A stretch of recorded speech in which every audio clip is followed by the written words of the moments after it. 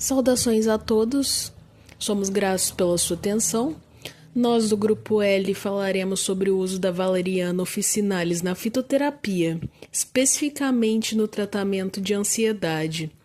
Nosso grupo é formado por Nicole Marcele da Costa Rodrigues, Rafaela Maria Calduro Moreira, Sara Marina de Oliveira Menezes, Sayone Atanásio da Silva Stering. Primeiramente, para introduzir-los ao tema, precisamos relembrar que a ansiedade pode ser uma resposta emocional comum, natural, ou seja, não patológica. Contudo, ela se torna patológica quando se torna recorrente. E nesses casos, autoridades da área da saúde, como psiquiatras, médicos, recomendam muitas vezes os benzodiazepínicos como tratamento, que sim, é um tratamento eficaz. Contudo, possui muitos efeitos colaterais. Por isso, diversas pessoas optam por alternativas naturais. E a valeriana officinalis, ela pode ser uma dessas alternativas. E é uma alternativa reconhecida, uma planta ansiolítica reconhecida. Bem, em relação à ansiedade, ela costuma ser uma resposta emocional comum ao perigo. Contudo, ela se torna um transtorno a partir do momento em que ela se torna recorrente e intensa. Ela pode vir acompanhada de outros transtornos, como o transtorno de ansiedade generalizada, fobias, transtorno obsessivo-compulsivo, transtorno do estresse pós-traumático e transtorno de pânico. Ela afeta mais de 260 milhões de pessoas no mundo, segundo dados recolhidos pela OMS em 2017, sendo 9,3% da população. Este transtorno causa diversos prejuízos na vida social, acadêmica e profissional de uma pessoa.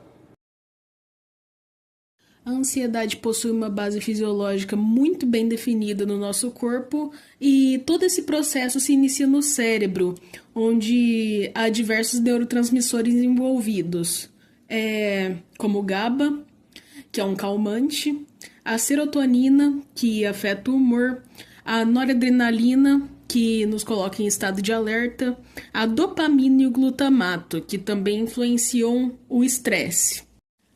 As estruturas cerebrais desempenham papéis relevantes nesses quadros de transtorno de ansiedade e é através de um desequilíbrio nessas estruturas que uma resposta emocional inicialmente comum se torna um transtorno.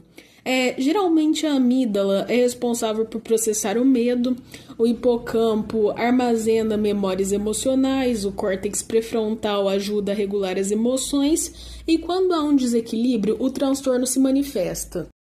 Normalmente essas alterações no cérebro levam à ativação do eixo HHA, aumentando a produção de cortisol e também ativam o sistema nervoso autônomo, que leva ao famoso modo de luta ou fuga. Isso pode resultar em respostas físicas como taquicardia, suor excessivo, respiração acelerada. Bem, perante essa situação, nós do Grupo L apresentamos a valeriana officinalis como uma alternativa. Ela é uma planta nativa da Ásia e da Europa. A parte utilizada geralmente é a raiz, que é rica em óleos essenciais. Ela possui compostos ativos como os valeriopotriatos e os sesquiterpenos, e ela atua nos receptores GABA, promovendo uma sedação leve. O tratamento através da valeriana officinalis se provou bastante eficaz na redução de ansiedade leve e moderada, com resultados bastante positivos. Seguro e bem tolerado, com baixa toxicidade e pouquíssimos efeitos colaterais. É uma boa opção complementar ou até mesmo alternativa aos psicofármacos. Bem, nesse slide, o nosso grupo trouxe uma comparação entre os tratamentos tradicionais e os fitoterápicos.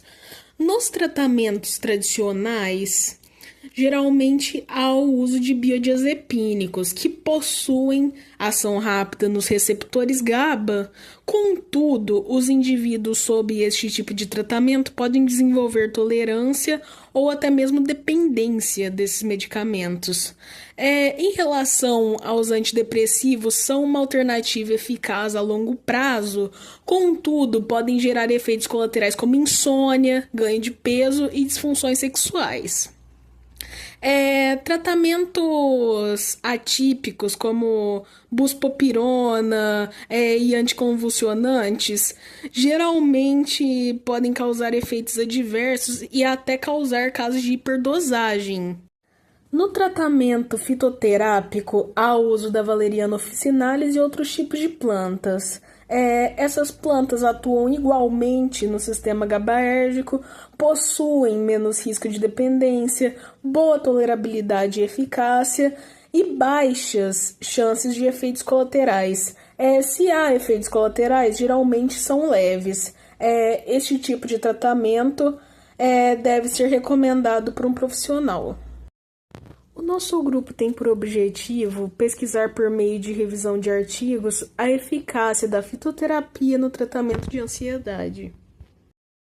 Em nossa metodologia, utilizamos pesquisa de abordagem qualitativa com revisão da literatura, com bases PubMed, Scielo e Google Acadêmico, com pesquisas do período de 2000 a 2025, com descritores valeriana officinalis, ansiedade, fitoterapia e benzodiazepínicos e seleção de critérios no idioma português e inglês com recorte temático. Aqui apresentamos um fluxograma completo de nossa metodologia, com 2.535 referências encontradas e com 2.503 referências excluídas após a leitura. Selecionamos 32 artigos para leitura separados em 3 tópicos: valeriana officinalis, tratamento de ansiedade e eficácia e segurança. No primeiro tópico, valeriana officinalis, iniciamos com 3 artigos que, após a leitura e o resumo, foram excluídos 2 artigos.